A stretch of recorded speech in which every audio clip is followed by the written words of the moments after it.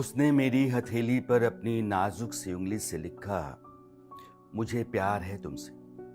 न जाने कैसी शायरी थी वो कि लफ्ज कभी मिटे भी नहीं और आज तक दिखे भी नहीं। ये मिटना नहीं मिटना, दिखना नहीं दिखना, इसको हम अनिश्चितता कहते हैं। और जीवन का जो सबसे बड़ा रोमांच है, उसकी जो सबसे बड़ी खूबी है या ताकत है, ये अनिश्चितता ही है। इसमें संभावनाएं, आशाएं, गुंजाइश, उम्मीदें सारी पड़ी रहती हैं। जब जीवन उस मोड़ पे ला करके खड़ा करता है कि लगता है कि आगे मृत्यु हो तो ज्यादा अच्छा है, उसी समय कोई उम्मीद पकड़ा देता है और उस उम्मीद के आश्रय इंसान आगे बढ़ता चला जाता है। नमस्कार, मैं राणा यशवंत। ये जो जिंदगी है, मैं आपका स्वागत करता हूँ। और ये जो जीवन का फलसफा मैं आपके सामने साझा कर रहा था या आपके साथ कर रहा था, उसका उद्देश्य सिर्फ यह है कि आज मैंने जिस अतिथि को बुलाया है या मेहमान को दावत दी है, उनका जीवन दुर्दिन से, बहुत बुरे हालात से गुजरा हुआ है। और आज वो क्या हैं? आज वो किन्नर जगत गुरु हिमांगी सखी हैं। आपका बहुत बहुत स्वागत। नारायणं नमस्कृत्यं नरं चैव नरोत्तमं देवीं सरस्वतीं व्यासं ततो जाय मुदीरये। आसन ग्रहण करें आप। एक तो भारत का साधु समाज, जी, साधु समाज के भीतर किन्नर, उसकी स्वीकृति और किन्नर का जगत गुरु बन जाना। जी, ऐसा लगता है कि आपने पहाड़ तोड़ करके कोई दरिया बहाया होगा। कैसे आप बनी? किन्नर जगत गुरु की उपाधि प्राप्त करना इतना सहज नहीं है, इतना आसान नहीं है। उसके लिए भी जीवन में हमें जो भागवत का रास्ता अपनाया, शास्त्रों का अध्ययन किया, उसके बाद कहीं जाके हमें जगत गुरु की उपाधि प्राप्त हुई। और सन्यासी स्त्रियों ने मिलके हमें जगत गुरु की उपाधि दी है। तो जगत गुरु आपको किसने बनाया? परी अखाड़ा है, उन्होंने जगत गुरु की उपाधि दी है और स्वयं वो भी जगत गुरु की उपाधि पे बैठी है। पहली महिला जगत गुरु है।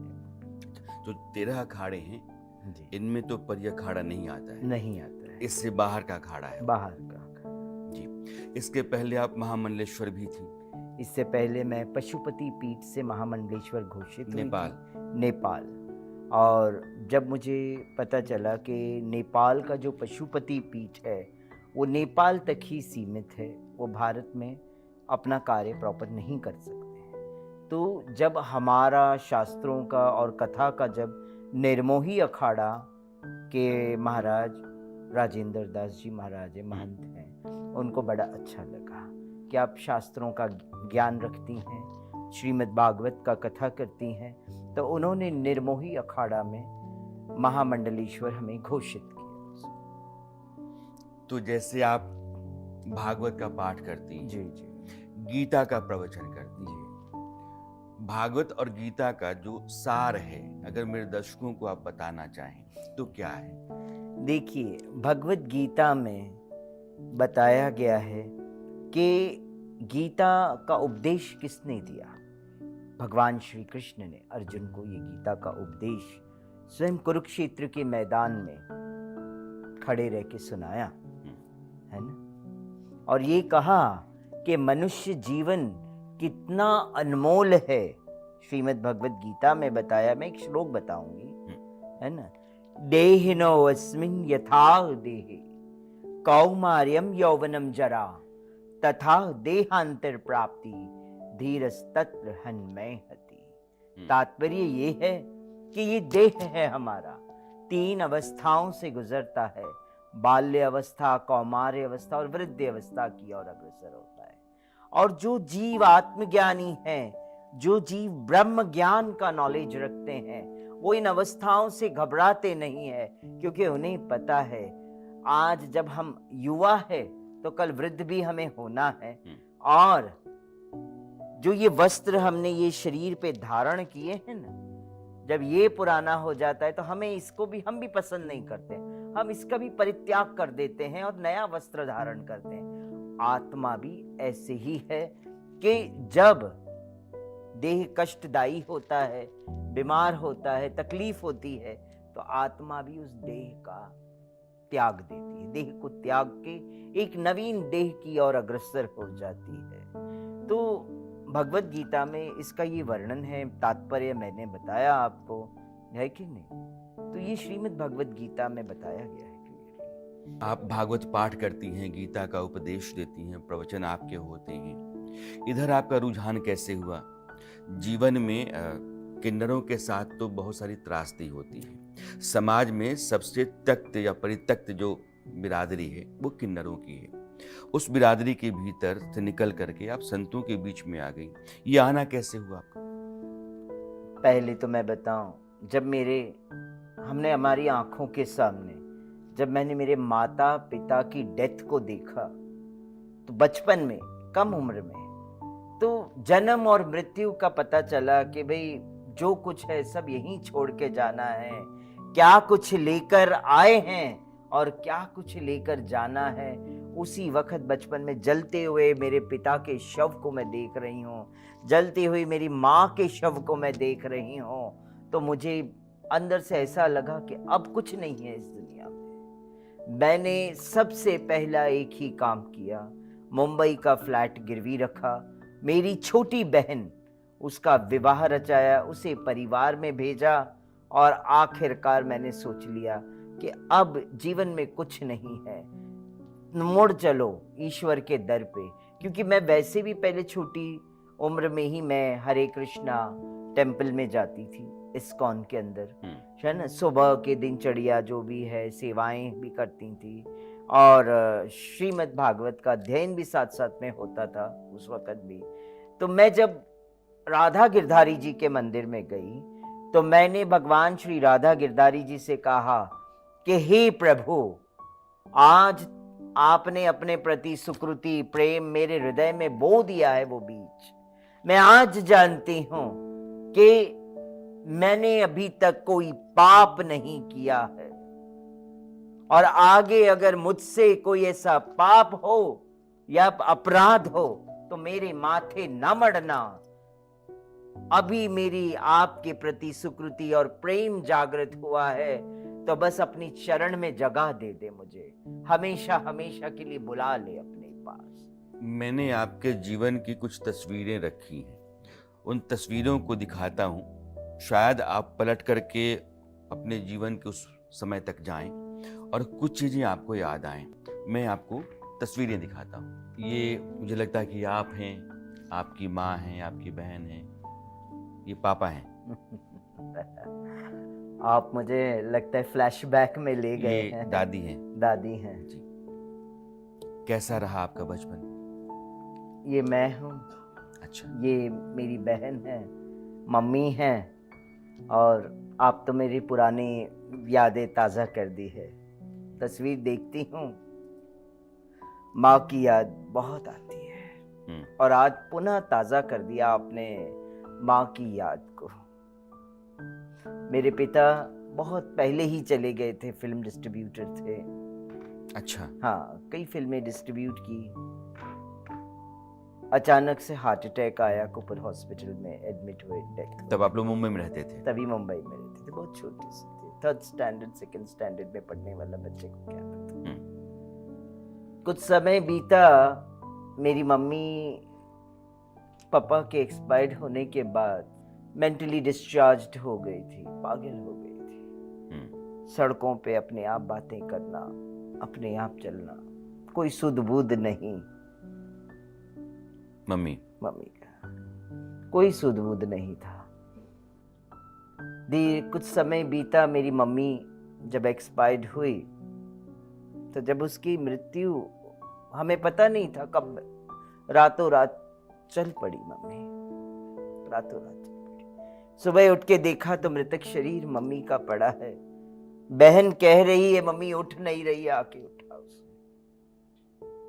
जब जाके देखते तो मम्मी गिरी पड़ी। नानी नाना से कहा कि ऐसा ऐसा हो गया, तो नानी नाना कहते हैं हमारी बेटी तो हमारे लिए पहले ही मर चुकी है। ऐसा क्यों? लव मैरिज किया था ना मम्मी ने। अच्छा, आपके पापा मम्मी ने लव मैरिज हाँ। किया था, तो आपके नाना नानी को पसंद नहीं था? पसंद नहीं था, हम्म। लव मैरिज किया था। मैंने एक ही चीज कहा, हमारा जो कर्तव्य है वो तो हम निभाएंगे, मगर हमारा जो ये कर्तव्य बनता है आपको बताना, वो भी हमने बता दिया। आना ना आना आपके ऊपर है। हमारे पूरे कॉम्प्लेक्स के जितने लोग हैं सब इकट्ठे हो गए, बोले हम बैठे इन बच्चों के साथ। जब मेरी माँ को कांधा लेके जा रहे थे और शमशान में लिटाया था, तब आपकी उम्र क्या थी? मेरे ख्याल उस वक्त उम्र मेरी 12-13 साल की उम्र रही। बस। मैं बड़ी रोई मेरी मम्मी को। उस वक्त शमशान भूमि में लेटी ऐसा हाथ फेर रही हूँ मेरी मम्मी को। बड़ी जल्दी छोड़ के चली गई माँ। अब इस दुनिया में कौन हमारा ख्याल रखेगा बता? कौन है हमारा इस दुनिया में? कौन हमें देखेगा? बट फिर भी मैंने कहा हंसी खुशी मैं विदा करूंगी आपको। मैंने मेरी माँ को खुशी खुशी विदा किया। देखा किस तरह से एक मल मूत्र का शरीर कैसे जल के राख हो जाता है, पल भर में एक बोलते हैं ना घड़े के अंदर समा जाता है राख बन के। आंखों से देखा ना मृत्यु को भी। तो उसी वक्त से मेरे अंदर ऐसा वैराग्य उत्पन्न होने लगा कि अब कुछ नहीं है इस दुनिया में, कुछ भी नहीं है। हम क्या लेकर आए इस दुनिया में और क्या लेकर जाएंगे, ये मन में आता रहा। तो आपके मम्मी पापा ने मुंबई में एक फ्लैट छोड़ा, 12 साल की आप और आपकी एक छोटी बहन। ये मेरी दादी, ये मेरी बहन, इसकी शादी करवाई घर बेच के। तो फिर आपने कैसे चलाया अपनी बहन के साथ परिवार अपना? मैंने मेरी बहन की शादी जल्दी कम उम्र में करवा दी है, क्योंकि बाहर अगर हम निकलते हैं देखते there are so many dogs घूम रहे हैं। मैंने अपनी बहन की सेफ्टी के लिए उससे शादी करवाई, उसे ससुराल भेजा और मैंने एक ही चीज कहा, अब मुझे अपनी जिंदगी जीना है। मैंने आपको एक परिवार दे दिया है, उस परिवार को आपको संभालना है। आपको माता पिता मिल गए, आपको परिवार मिल गया। बहन को परिवार दिया इसलिए कि भाई लड़की की जात है, उनको परिवार देना बहुत जरूरी है। हमने हमारा कर्तव्य पूरा किया वहां पे, और वहीं से फिर बाद में मैंने सोच लिया कि अब मेरे पैर मंदिर की तरफ चल जाने चाहिए। आपको कब पता चला कि आप किन्नर हैं? मुझे तो देखिए, जब मैं छोटी थी, बच्चे को पता नहीं होता है वो किन्नर है या क्या है, मगर बचपन में कई बार यौन शोषण हुए मेरे साथ।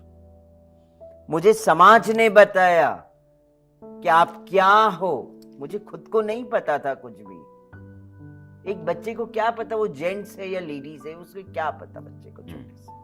Am I right or wrong? यौन शोषण करने वाले लोग कौन थे? हमारे पड़ोस के ही, जिसे मैं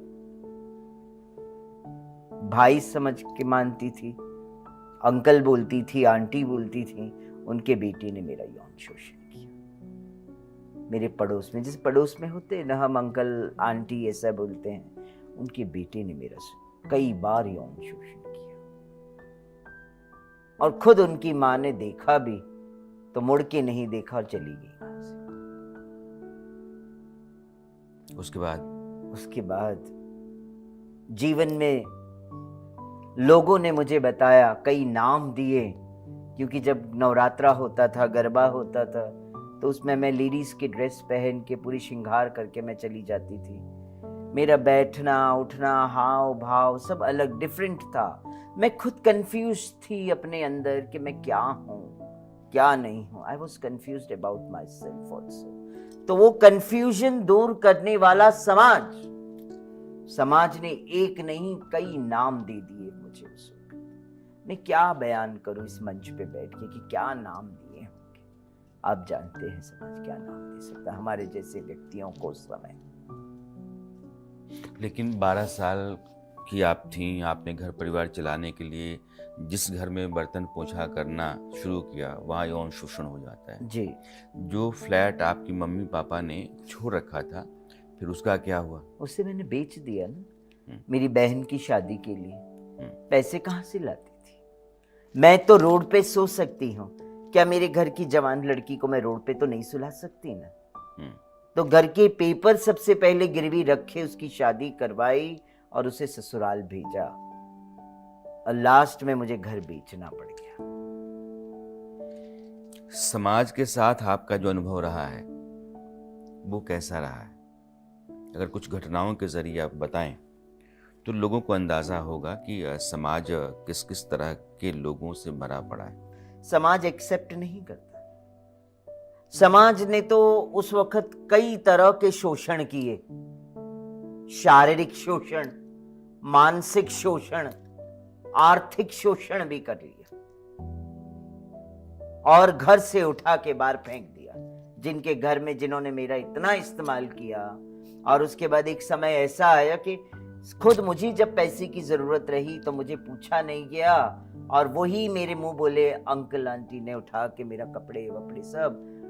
7 जुलाई की रात वही भरी बारिश, आज भी मुझे याद है। उस बारिश में मुझे घर से बाहर निकाल दिया मुंबई में, मुंबई में। वो जो फ्लैट के सामने वाले लोग रहते थे। जी, सही कहा। तब वाह। मैं कहाँ गई होगी मुझे बताओ। आपके उस पास वक्त छत के लिए उस भरी बरसात में मैंने किसी के आश्रय लेने की कोशिश की तो वो आश्रय देने वाले ने भी मेरा शोषण कर दिया। आगे फिर क्या हुआ? आगे यही है, फिर मैंने अपने मन में सोच लिया कि समाज में कुछ नहीं रहा। समाज हर बार हर दर दर पे जाओ तो भी शोषण ही होता। लोग अगर रोटी खाने के लिए रोटी अपने घर से उठा के ऐसे बाहर फेंक देते थे। एक कुत्ते को भी इंसान रोटी देता है ना, बड़ी इज्जत से देता है।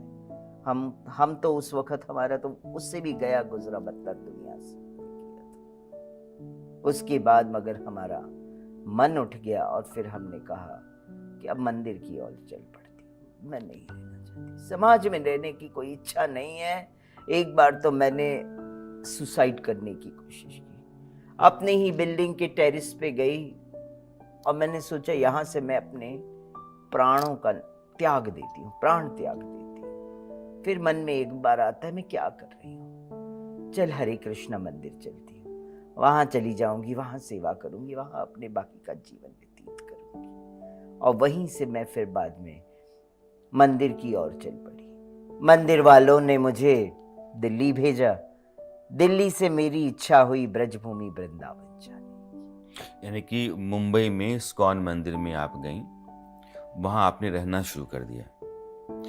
सेवाएं करना शुरू। मुंबई इस्कॉन वालों ने आपको इस्कॉन दिल्ली भेजा इस्कॉन दिल्ली और आपने अपनी इच्छा से आप वृंदावन चली गई चली। वृंदावन इस्कॉन मंदिर। हाँ, फिर उसके बाद बस फिर वृंदावन में जब मैंने एंट्री की है तो मुझे कोई नहीं जानता था। तो कुछ इस्कॉन के मुंबई के डिवोटीज मुझे मिले, उन्होंने मुझे वहाँ पे स्थान दिया और सेवाएं दी। तो मैंने कहा कि मैं मेरे कान्हा की नगरी में आ गई हूँ, अब कान्हा ही मेरा ख्याल रखेगा। और कान्हा ने वाकई में मेरा पूरा पूरा ख्याल रखा, इस सखी का पूरा ख्याल रखा उस वक़्त, और मुझे रहने के लिए छत और खाने के लिए रोटी और सेवाएं करने का मौका दे दिया। और वहीं मुझे गुरु भी मिले और उन्होंने मुझे दीक्षा दी। संत समाज के भीतर मैंने किन्नरों को कम देखा है, ना के बराबर। मेरा अपना अनुभव तो नहीं रहा है। तो जब आप इस्कॉन में आई तो उसी समाज ने संतों के आपको कैसे स्वीकार कर लिया? आपको दिक्कत आई देखिए, या फिर सहज था वो? नहीं, अगर उस समय की बात बताऊं ना तो आश्रम हो या मंदिर हो, वो एक किन्नर को एक्सेप्ट नहीं करते हैं। तो तभी मुझे कुछ प्राप्त करने के लिए, मुझे रहने के लिए शास्त्रों का अध्ययन करना चाहती थी, तो मैंने अपने ओरिएंटेशन को छुपा के रखा अपने गुरु से। अच्छा। हाँ, मैं उस वक्त लुंगी पहनती थी, कुर्ता पहनती थी, और मंदिर में आना जाना, सेवा करना, 2 वक्त की रोटी खाना और हरे कृष्णा गुण गाना, और यही गाती रहती, हरे कृष्णा कृष्णा कृष्णा हरे हरे, हरे राम राम राम हरे हरे। बस यही गुण गाती रहती थी, ठाकुर जी की सेवा करती रहती थी। और उसके बाद गुरु मिले, गुरु ने मुझे हरि नाम दीक्षा देके मुझे स्वीकार किया एज अ शिष्य। और फिर गुरु की आज्ञा थी कि मैं शास्त्रों का अध्ययन। जब आपने अपनी पहचान बताई, फिर क्या हुआ? मैं जब भगवान श्री कृष्ण वृंदावन के अंदर इस्कॉन के कोर्टयार्ड में मैं नृत्य कर रही थी, गुम गई थी अपने आप को, मुझे कुछ सुध बुध ही नहीं था।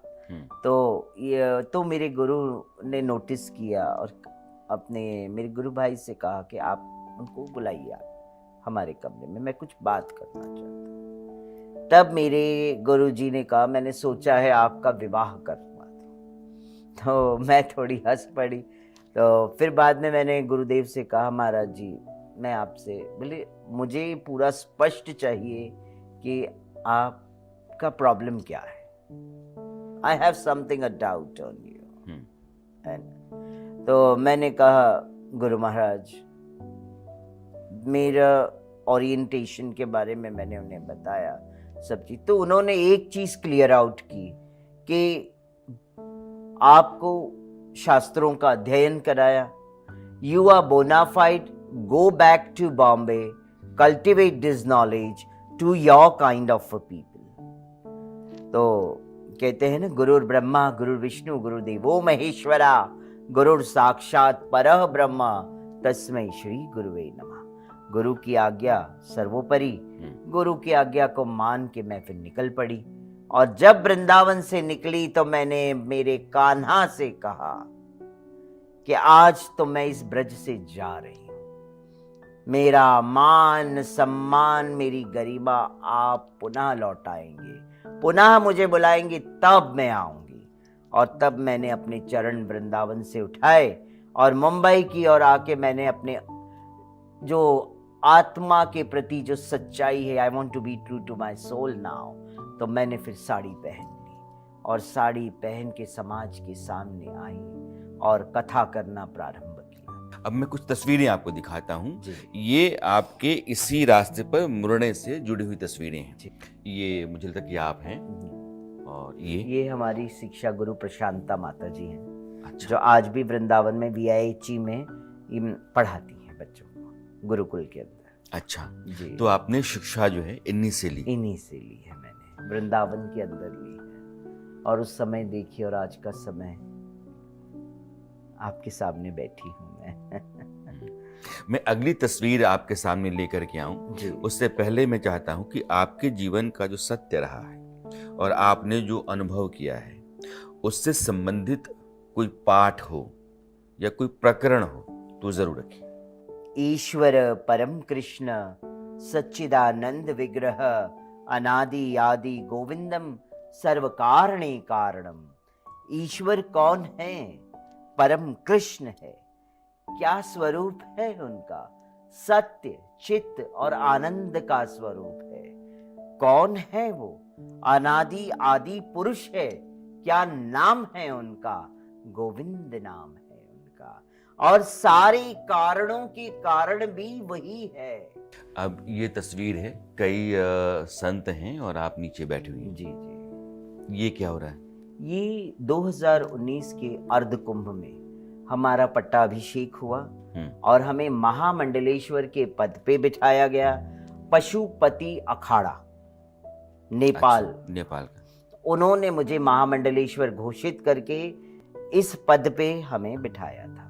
ये 2019 इलाहाबाद कुंभ का है। एक ये तस्वीर है आपकी, मुझे लगता है कि ये आप कुछ माला से बना रही हैं। भगवान कृष्ण के लिए, राधा रानी के लिए मैं माला बनाती हूँ। ये वृंदावन की तस्वीर है। ये मॉरिशस की तस्वीर है। अच्छा, मॉरिशस की है। हाँ, आई वॉज अ हेड पुजारी इन मॉरिशस, इस्कॉन मॉरिशस। तो वहाँ आप कब गई? मेरे गुरु जी ने मुझे भेजा था कि कितने वहाँ समय रही के आप? टेम्पल को आपको संभालना है। वहाँ हेड पुजारी के तौर पे हम आपको नियुक्त करवाते हैं, और वाइस प्रेसिडेंट के तौर पे भी मुझे नियुक्ति किया गया था वहाँ पे। बट मेरा मन जो था वो अलग ही था, मेरे हाव भाव अलग थे। वो कितना भी छुपाना चाहो तो छुप नहीं सकते हैं। तो इसीलिए मैं मॉरिशस से फिर मुझे यहाँ बुलाया गया था। और आपकी एक ये तस्वीर है, मुझे लगता है कि ये हाल फिलहाल की है। जी जी जी, मेरे घर की तस्वीर है ये। अच्छा, वृंदावन वाले। हाँ हाँ हाँ। और ये ही है कि आने वाले समय के लिए हमने अर्धनारीश्वर धाम की घोषणा की है। तो अर्धनारीश्वर धाम की घोषणा आपने की, तो कहाँ बना रही हैं आप? अर्धनारीश्वर धाम की सबसे पहली स्थापना मुंबई में होगी। हाँ। अच्छा, अभी कुंभ में हम अर्धनारीश्वर धाम के नाम से शिविर लगाए। तो ये देश के किन्नरों के लिए होगा या फिर समाज के आम लोगों के लिए भी? समाज के आम लोगों के लिए भी होगा और देश के किन्नरों के लिए भी होगा। इसीलिए मैंने इस संस्था का नाम अर्धनारीश्वर धाम रखा है। क्यों रखा है कि what is the meaning of Ardhanarishwaram? Who is Ardhanarishwar? कथाएं, सत्संग, भागवत तो होता है, मगर पूर्णता व्याख्या नहीं हो पाती है, पूर्णता क्लेरिफिकेशन नहीं हो पाता है। लोगों को पता नहीं होता है कि अर्धनारीश्वर किसका रूप है, अर्धनारीश्वर की उत्पत्ति कैसे हुई, किन्नर कौन है, उनकी उत्पत्ति कैसे हुई, कहाँ से हुई। तो ये अर्धनारीश्वर धाम क्लियरिफाई करेगा लोगों को। ये अर्धनारीश्वर धाम के अंतर्गत किन्नर पुराण को भी समाज के सामने लाएगा। आपने बताया कि जैसे ही वृंदावन में आपने अपनी पहचान बताई, उसके बाद से कहा गया कि अब आप यहाँ से निकल जाओ और अपनी जमात के लोगों के बीच में प्रचार प्रसार करो। एक तरीके से आपको कहा गया कि अब यहाँ से चले ही जाओ। अपमान था। आपने ये कहा कि मैंने कृष्ण से यह आराधना की कि मेरे मान सम्मान को तुम ही एक बार लौटाना, और लौटाया उन्होंने। तो फिर मैं ही जानना चाहता हूँ कि आपका वो स्वाभिमान सम्मान लौटा? मेरा स्वाभिमान, मेरा सम्मान, मेरी गरिमा 2019 के इलाहाबाद कुंभ में जब मुझे महामंडलेश्वर के पद पे बिठाया गया, तो मेरे मान सम्मान और मेरी गरिमा मेरे बिहारी जी ने बना दियो। तो मैं चली वृंदावन और मेरे बिहारी जी के दर पे जाके मैंने माथा टेका कि ऐ बिहारी, आपने मेरा मान सम्मान गरिमा सूत समेत लौटा दियो है। मैं इसीलिए आज थारो दर्शन करने आई हूँ, थारे से मिलने आई हूँ और जोत जलाने आई हूँ। तो उस जमात ने जिसने आपको तब कहा था कि आप यहाँ से निकल जाओ, उससे आपका आमना सामना हुआ?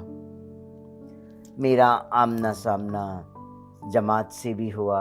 जमात ने भी एक्सेप्ट किया इस चीज़ को, और उन्होंने यही कहा कि हमें बड़ी खुशी होती है कि हमारे समाज में एक व्यक्ति कथा, सत्संग और भागवत करता है। तो आप अधिकतर जो सत्संग करती हैं या कथा करती हैं, वो देश में किन्नरों के बीच करती हैं या फिर सबके बीच? जो सामान्य गृहस्थ हैं वो भी आपकी कथा सुनते हैं? सामान्य गृहस्थों के बीच में भी करती हूँ, और मेरे कुछ किन्नर बच्चे हैं उनको भी मैं मुंबई में इंस्टीट्यूशन देती हूँ, भगवत श्रीमद् भागवत गीता का, श्रीमद् भागवत का।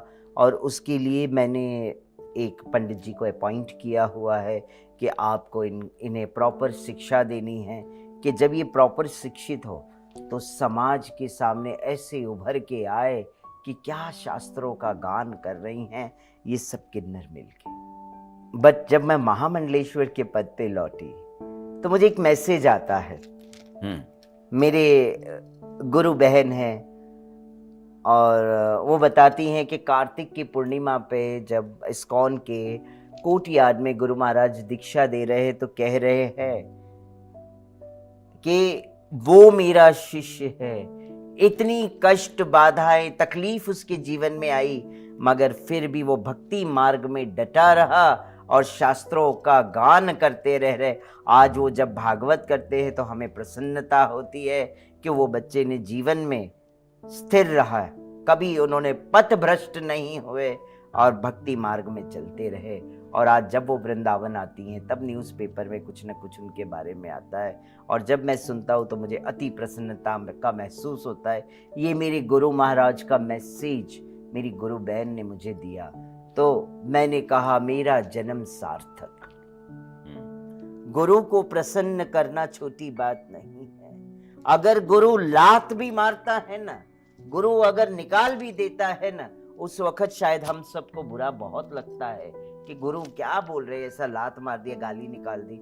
मगर वो गुरु की गाली में भी हमारा फ्यूचर है, गुरु का लात मारना भी हमारा सबसे बड़ा फ्यूचर है। वो आज मुझे उस बात का पता चलता है कि गुरु ने निकाला नहीं था, कृष्ण ने गुरु के माध्यम से निकलवाया कि आप बैठ के रोटियां खाती रहेंगी और सेवा करती रहेगी, इसको निकालो यहाँ कैसे न कैसे बहाने से, कि आगे जाके प्रचार प्रसार करे और इस स्वरूप में बैठ के ईश्वर के नामों का गुणगान करे। तो आज ये हिमांगी सखी सिर्फ सखी नहीं है, भगवान कृष्ण को जब भी याद करती है तो मीरा के पच्चिनों पे मैं चलती हूँ और यही गुण गाती हूँ। ऐरी मैं तो प्रेम में दीवानी, ऐरी मैं तो प्रेम में दीवानी, मेरो दर्द न जाने को, मेरो दर्द न जाने को, जाने तो जाने, जाने तो जाने, मारो गिरधर गोपाल, दूसरो ना कोई। अभी जिस संत समाज में आप अपने आप को मानती हैं, क्या एक किन्नर संत को जो भारत का संत समाज है वैसे स्वीकार करता है जैसे पुरुष को स्त्री को? जी हाँ, आज के जमाने में संत समाज ने किन्नरों को बहुत बड़ी उपलब्धि और बहुत बड़े धर्म की गद्दी पे बिठाया है। संत समाज ने मान सम्मान भी दिया है और स्थान भी दिया है। ये आज आप भी देख रहे हैं, हम भी देख रहे हैं, कई किन्नर संत उपाधि लेके बैठे हैं और जन जन को आशीर्वाद दे रहे हैं। समाज में हो सकता है कि आपको जगह मिल गई, लेकिन आपकी जमात के जो लोग देश के भीतर हैं, दुनिया भर में भी, उनको एक बड़ा अपमान का जीवन जीना पड़ता है, एक हाशिए का जीवन है। वो दिन में कहीं कभी दिख जाएं, ये बड़ी बात है। पता नहीं कहाँ रहते हैं, कैसे रहते हैं, और कई तरह के रहस्यों से भरा हुआ जीवन है सामान्य आदमी के लिए, कि कहाँ रहते हैं, इनके कमरे कैसे होते हैं, क्या खाते हैं, आपस में क्या बात करते हैं, घर परिवार से टूटे हुए लोग हैं, दुनिया से छूटे हुए लोग हैं। इस समाज के लिए आपने कभी कुछ किया है या कर रही? इस समाज के लिए ही मैंने आवाज उठाई थी बनारस में लोकसभा इलेक्शन के दौरान। मैं इलेक्शन लड़ना नहीं चाहती थी, मैं आपको बताता हूं। जब आपने समाज के बारे में पूछा है आप करना चाहती थी, तो वाकई में मैं करना चाहती हूँ और कर रही हूँ आज भी। मैंने लोकसभा इलेक्शन में जब आदरणीय प्रधानमंत्री जी के ऑपोजिट में खड़ी रही, तो मैं आदरणीय प्रधानमंत्री जी के ऑपोजिट में नहीं खड़ी, मैं मेरे किन्नर समाज की आवाज बन के खड़ी कि मेरे किन्नर समाज को लोकसभा, विधानसभा, राज्यसभा सांसद का सीट मिले। मेरे किसी एक किन्नर को तो आप सीट दे सकते ना। मैं भूखी नहीं हूं, मुझे किसी सीट का लोभ नहीं है, लालसा नहीं है, बट ऐसे ही किन्नर को नियुक्त करें जो अपने समाज की आवाज बने और वहां पे अपनी समाज की आवाज पहुंचाए, उनकी मांग पहुंचाए। जब महिला आयोग का निर्माण हुआ, विकलांग आयोग का निर्माण हुआ, तो मैं कहती हूं किन्नर आयोग का निर्माण क्यों नहीं हुआ अभी तक? जब आदरणीय प्रधानमंत्री नरेंद्र मोदी जी ने खुलासा किया कि जिस वर्ग को, ट्रांसजेंडर वर्ग को जिसको नहीं पूछा, उसको अब हम पूछेंगे, उन्हें ई श्रम में हम जोड़ेंगे और उनके लिए हम कार्य करेंगे।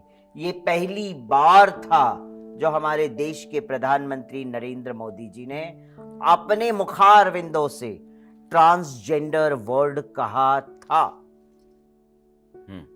मैंने कहा जब प्रधानमंत्री जी ने कहा है तो हमें उनकी बात को मान देना चाहिए। बनारस के कई पदाधिकारी हमारे पास आए, उन्होंने कहा आपकी जो भी मांग है आदरणीय प्रधानमंत्री नरेंद्र मोदी जी, गृह मंत्री जी पूरा करेंगे।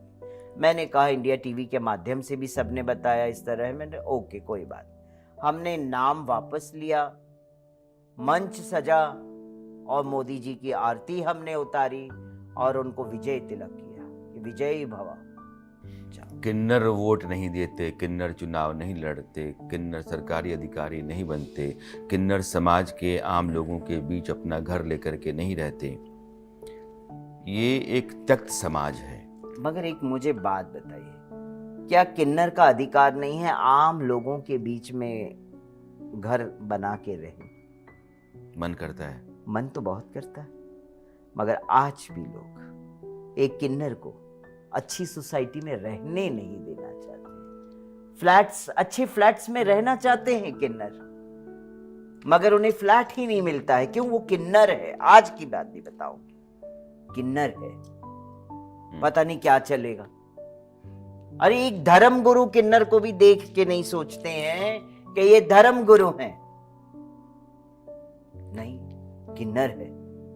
आज भी कहीं ना कहीं लोगों के हृदय में किन्नर के प्रति है दृष्टि आज भी है कि किन्नर हमारे सोसाइटी के बीच में नहीं रहना। जब समाज अपने घर में कार्यक्रम होते हैं, बच्चा पैदा होता है तो आशीर्वाद देने खुद बुलाते हैं, हमारे बच्चों को आशीर्वाद दीजिए, है ना। मेरे पति, मेरे पत्नी को आशीर्वाद दीजिए, लंबी आयु की कामना कीजिए। आपका आशीर्वाद तो बहुत फलता है। जब आशीर्वाद के लिए आप हमारे साथ याचना करते हैं, एक रुपए के सिक्के के लिए आप कहते हैं आपके हाथ का एक सिक्का जो है फलदायी होगा, तो क्या ये किन्नर अगर आप लोगों के बीच में रहेगी तो क्या फलदायी नहीं होगा? पूर्णता हम भी रहना चाहते हैं, हमारा भी दिल करता है कि सोसाइटी में रहें समाज के बीच। फिल्में कभी देखी हैं आपने?